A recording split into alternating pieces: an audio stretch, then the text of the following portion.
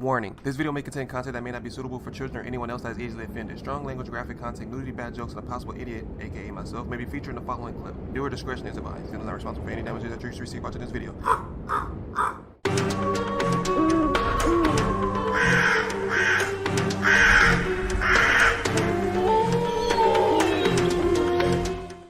Hey, what's up, y'all? It's Zems, and welcome back to another reaction video. This video is by Mrballen. It's called Top 3 Photos Disturbing Backstories Part 10. So you guys have to make sure you swoop down the description box, cut on a link and watch the video in entirety because I'm going to be pausing and stopping and talking through the whole thing. Bring me those subscribers. Thank you guys so much for the 6,500 subscribers, man. Keep doing what you guys are doing, and the videos will keep coming. If you guys are new to the channel, Reprisalzems, and welcome to the Crow's Nest. This video was recommended to me by Emily, one of my long-term subscribers, so I really appreciate you recommending this video. I'm not gonna lie to you, I kind of started a little bit in the beginning. I could kind of find out which day it was, because you remember when it first started, it was like 3 to 4, it was like 4 to 5, and it was 2 to 3, then it was 1 to 2, and all that stuff like that. So if anybody's a long-term Mrballen follower, then you would know that he's changed his intro a couple of times. So I had to do it in order for me to get it right, because you know I like to copy and promote the same energy. But for now, let's get it.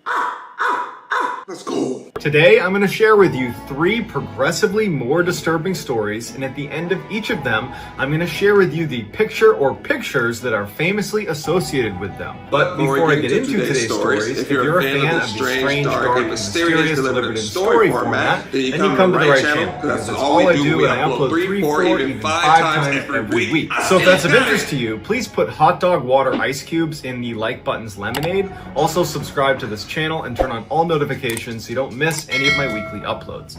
All right, let's get into today's. You can't forget the Mrballen dance.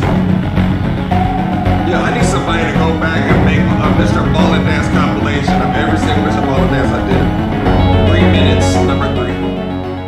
At 7:27 p.m. on February 9th, 2004, a woman called the Grafton County Sheriff's Department to report a car accident. A small black sedan appeared to be wedged up against a snowbank off the side of the highway near this woman's house in Woodsville, New Hampshire. The sheriff thanked her for calling and dispatched officers to check it out. 16 minutes later, at 7:43 p.m., the sheriff's department gets another call about this black sedan up against the snowbank, and it came in from a local school bus driver. The driver said he was going down the road and he sees this black sedan up against the side of the road, and what appeared to be the driver, this young woman, no one was helping her. So the school bus driver pulls over and walks up to her. She says her name is Maura Murray. She's 21 years old. She's a college student in Massachusetts. She seemed totally fine, but was adamant that he did not call the police. And so the school bus driver at the time didn't call the police. He kind of sized her up as seeming like she was okay. She said she was going to call for a tow truck.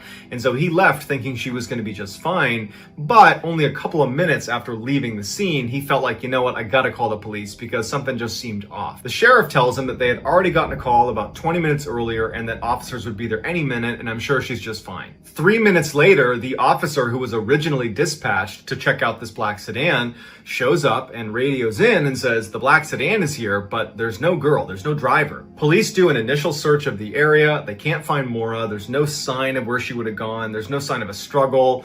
They get in touch with Maura's family. They can't get in touch with Maura. And so it's like she just kind of vanished.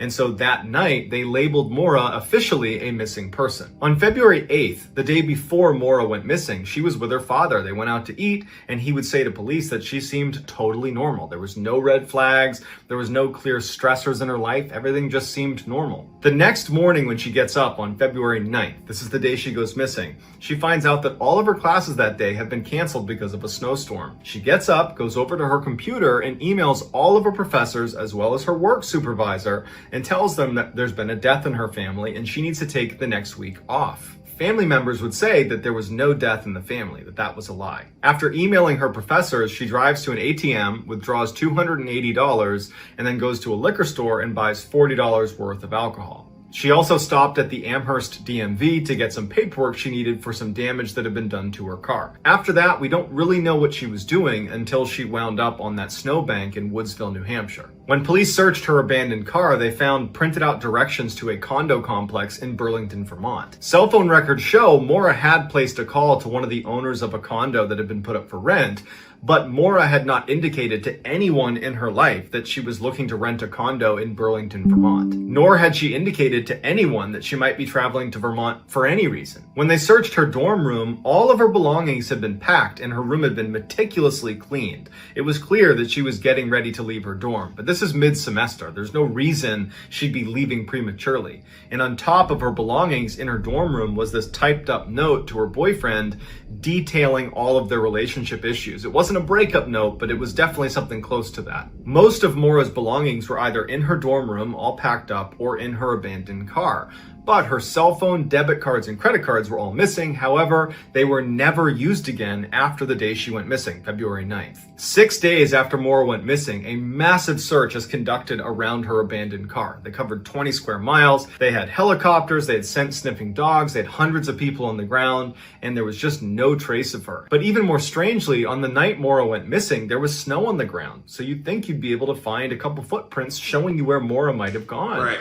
But there was none. And the scent-sniffing dogs could only track her scent about 100 feet away from the car before they lost the scent. It was like she vanished into thin air. So something happened to Maura Murray between 7:46 p.m. when the bus driver left the scene and called the police. He said she was there, he saw her, and 7:49 p.m. when the officer who was dispatched arrived on scene and Maura's not there. She went somewhere. We just don't know where or why or with who. And unfortunately, to this day, this case remains unsolved. Here is the final picture of Maura Murray. This is her withdrawing $280 at that ATM shortly before she hopped back in her car, drove up to Woodsville, New Hampshire, crashed on the side of the road, and then disappeared.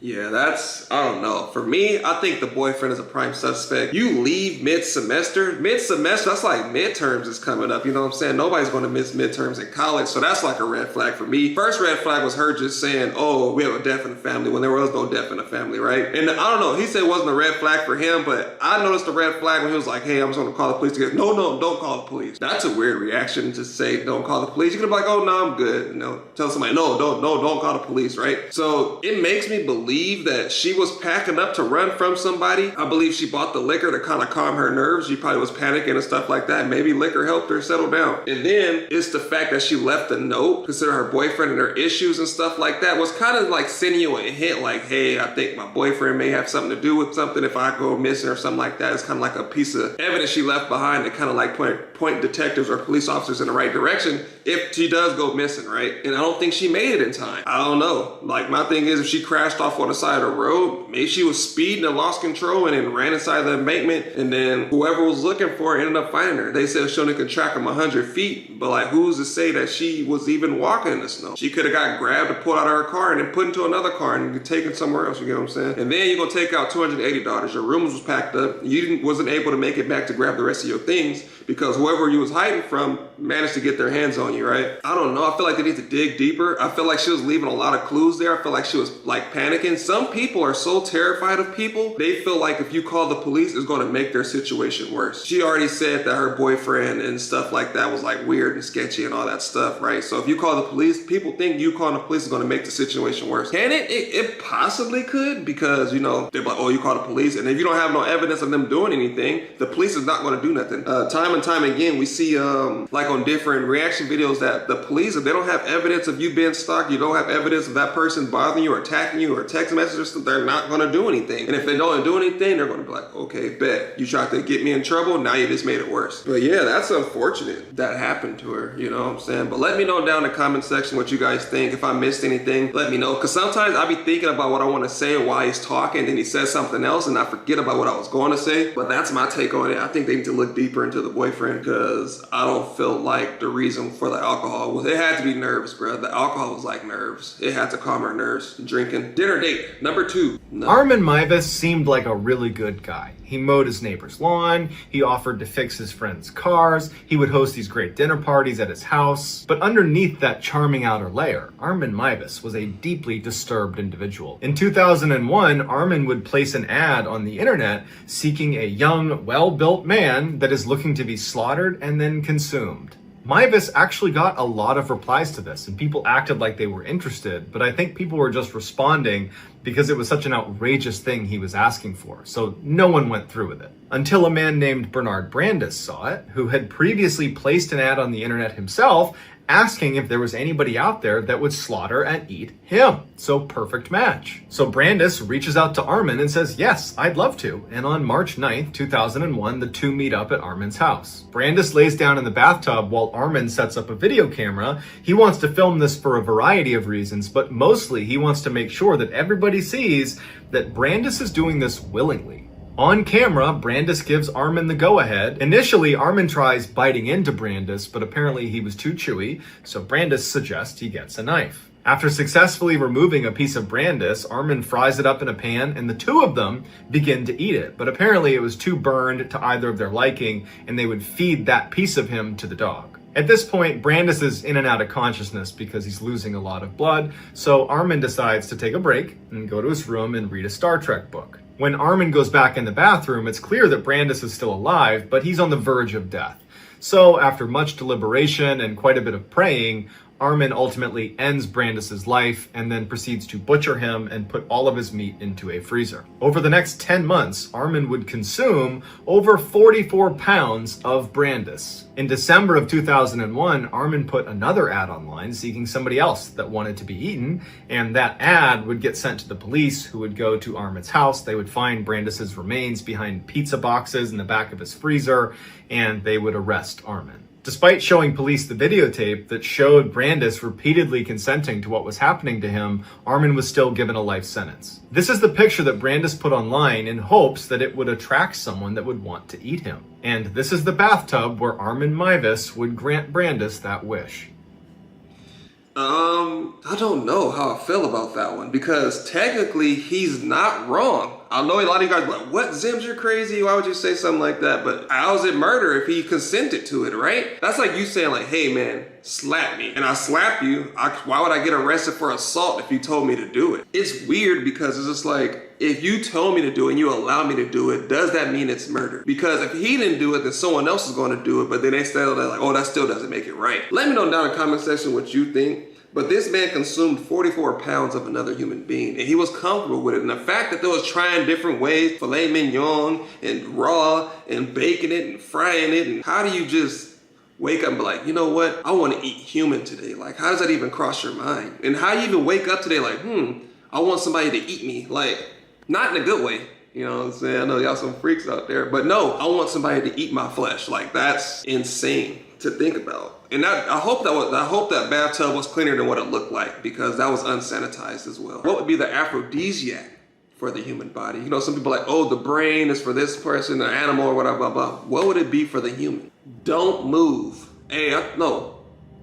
A disaster began to quietly unfold at 8:49 a.m. on April 16th, 2014. The Seawall Ferry that was on a routine trip to Jeju Island in South Korea was beginning to lean very badly to one side. The ferry had recently undergone illegal renovations, adding a whole bunch of new rooms to the top of the ferry that made it much more profitable, but dangerously top-heavy. Corrupt regulators who were bought off with fancy dinners and travel allowed the ship to sail unsafe despite never having stepped foot on board.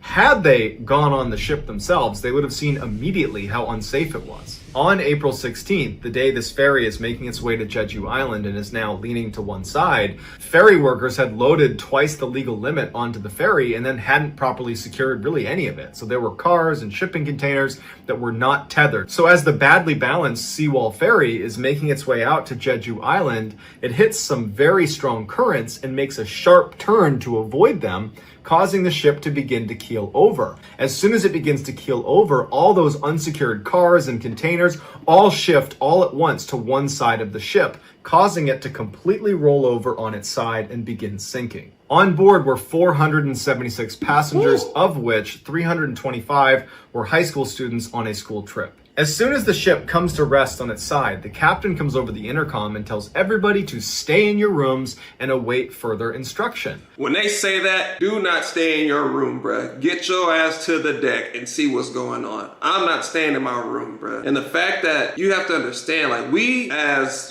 consumers, whatever it is, we go out and we buy stuff all the time. We buy trips and stuff like that. And it makes you believe, like, how many times are people taking shortcuts with our safety? You know what I'm saying? What if somebody's having a bad day and they don't latch something down, or they forget to latch something, or like, oh, it's gonna be okay, I don't feel like doing it, or I don't feel like doing it, so I'm not gonna do it. And that can jeopardize people's lives, and we don't talk about that kind of stuff. Like, sometimes people take shortcuts, bruh. It just lets you know if they're willing to put extra rooms and stuff like that and be bought out to make it look nicer and make more money. That's what they care about at the end of the day. They care about making money. But some places actually care about your safety, and it's only one place like, when it comes to traveling that I trust with 100% of my life, and that's Delta Airlines, bro. I've traveled like on a lot of different flights, but I don't know why, but Delta makes me feel the safest. That's just my opinion. Let me know down in the comment section if you have any traveling companies or anything like that that make you feel safe, or that you use all the time when you decide to travel with family or take vacations or anything like that. I still want to get on the side of a cruise ship, but before I do that, I want to do my research and all that stuff. And I want to know if you can carry weapons on there or not, because I'm not going on a cruise ship empty-handed. I heard too many horror stories, but I always want to go to an island and stuff like that, so that's why I want to go on a cruise ship too. And I also don't know if I'm going to get seasick, but a lot of people say that you can't feel the seasickness while you're on the deck or on the ship. You can't really feel it unless you're like on the bottom floor or something like that, but I don't know. Let me know.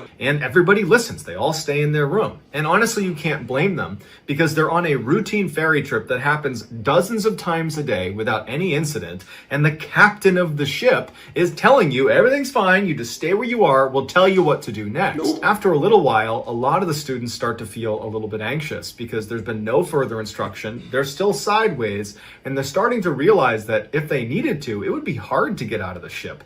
A lot of them were way into the bowels of the ship, and they would literally need to climb up and out of the ship to safety. A student actually called the authorities and said, hey, I think the ship I'm on is sinking. And the authorities hadn't heard of it because the captain and the crew of the ship were just totally crippled and could not make a decision, and had wasted all this time that they could have been evacuating people and getting help, and instead were just panicked and frozen in terror. There would be over 20 calls from students pleading with authorities to come save them, because now they know the ship is sinking, because they can hear the sound of water rushing into the ship, and it's just a matter of time before it reaches them. Finally, almost an hour after the ship had originally keeled over onto its side, the captain issues the evacuation call to the whole ship. But at this point, water's already getting into the compartments where these students have been told to stay, and students aren't able to leave, and there's this panic to get out of the ship. So the evacuation order was doing nothing. It was already too late. One person who survived, who had left early and disobeyed the stay in your room order,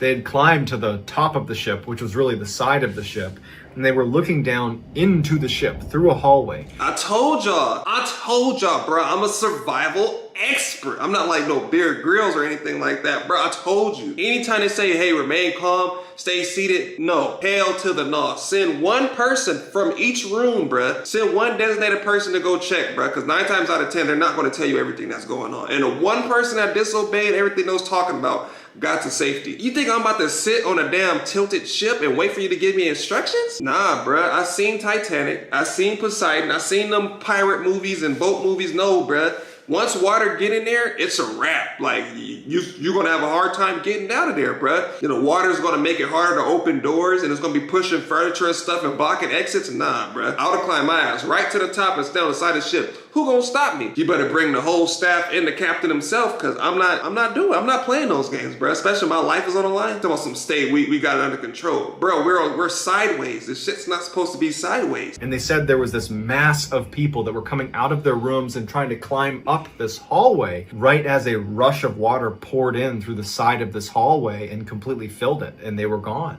Later on, when divers would go down to recover the bodies, they would find that many of the students had broken fingers from desperately trying to climb up those hallways when water was pouring in on them. After the divers recovered the bodies, investigators began going through their cell phones to get some sense of what happened. And on their phones were these tragic pictures and videos of these students staying in their rooms like they were told to do, just waiting for their captain to give them further instruction that never came. The captain actually abandoned ship right after that 9:30 call to evacuate came, when hundreds of students were still down below. He left the ship, so they were totally on their own, just waiting for help that never came.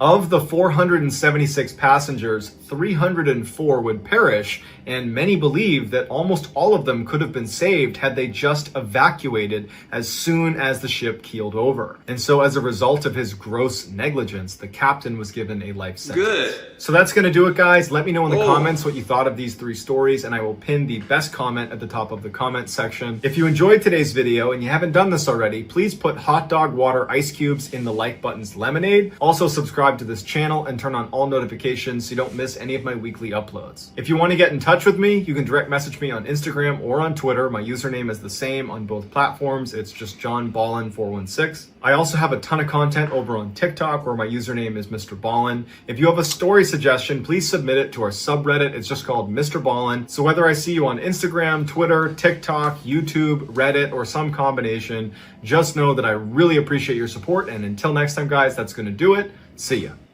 Man, bro, like that just lets you know how human beings will risk everybody's life to save their own skin. They literally sat there for an hour thinking about how they can save themselves and how they can get out of the situation instead of evacuating everybody immediately, bro. 300 and something people died, bro. If I was one of those survivors, bro, I would have kicked his ass, bro. I'm sorry, I know I don't promote violence on this channel, bro. I would have beat the brakes off this dude, bro. You just killed somebody's brother, sister, best friends, you know, uncles, and you just killed all these people, bro. Trying to make more money. That's insane. Adding extra illegal features to something that you didn't even have permission for. I forgot how some of his videos can be so sad, man. Yeah, drowning, fire, and suffocation are my top 3 most feared deaths. That's just me. Let me know down in the comment section what yours is. And it's the fact that you have to be so destined and determined to get out of there alive that you break your fingers in the process, man. And you probably was still trying to use those fingers to climb. They broke their fingers. That's how hard they was gripping to try to make it to the top, bro. But yeah, man, this video is by Mrballen. So if you guys haven't already, man, be sure you swoop down the description box, click on the link, and watch the video in entirety, because I was pausing and stopping and talking through the whole thing. If you guys are new to the channel, and welcome to the crow's nest. But again, thank you guys for watching, and I'll see you guys next time.